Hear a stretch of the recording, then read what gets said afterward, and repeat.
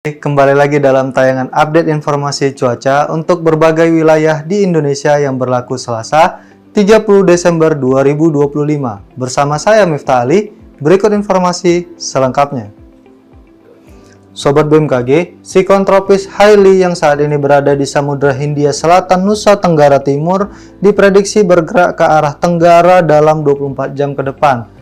Pada 48 hingga 72 jam ke depan diprediksi akan menurun dan berpotensi punah seiring dengan masuknya sistem tersebut ke daratan Australia bagian barat.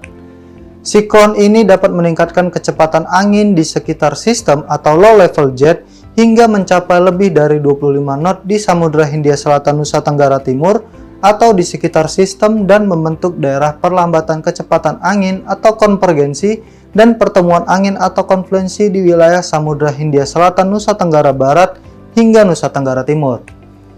Kemudian bibit siklon 98S yang saat ini berada di daratan Australia bagian utara dengan kecepatan angin maksimum sebesar 35 knot, tekanan udara minimum 997 hektopascal.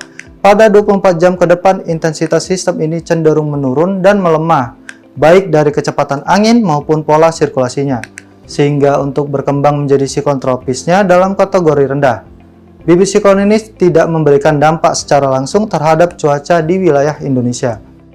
Selain itu, sirkulasi siklonik juga diprediksi berada di Samudra Hindia Barat Aceh, Barat Daya Lampung, dan perairan utara Kalimantan Barat yang membentuk daerah perlambatan kecepatan angin atau konvergensi dan pertemuan angin atau konfluensi yang memanjang di Samudra Hindia Barat Aceh, di Laut Andaman, dari Samudra Hindia Barat Bengkulu hingga Selat Sunda bagian selatan, dan dari Laut Cina Selatan hingga Laut Natuna. Kondisi tersebut mampu meningkatkan potensi pertumbuhan awan hujan di sekitar bibit siklon tropis, sirkulasi siklonik, dan di sepanjang daerah konvergensi dan konfluensi tersebut. Sobat BMKG, kombinasi dinamika atmosfer tersebut menyebabkan potensi cuaca cukup signifikan di beberapa wilayah Indonesia.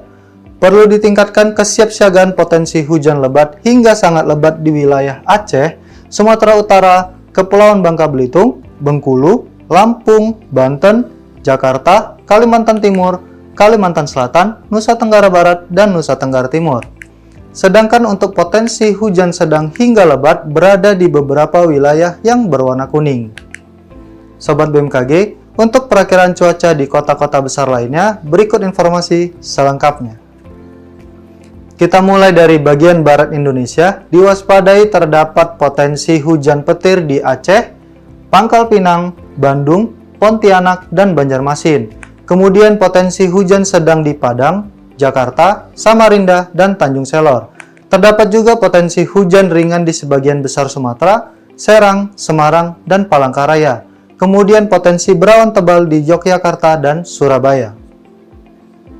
Kita lanjut ke bagian timur Indonesia, diwaspadai terdapat potensi hujan sedang di Sorong dan Merauke. Terdapat juga potensi hujan ringan di Mataram, Kupang, sebagian besar Sulawesi, Ternate, Ambon, dan sebagian Papua.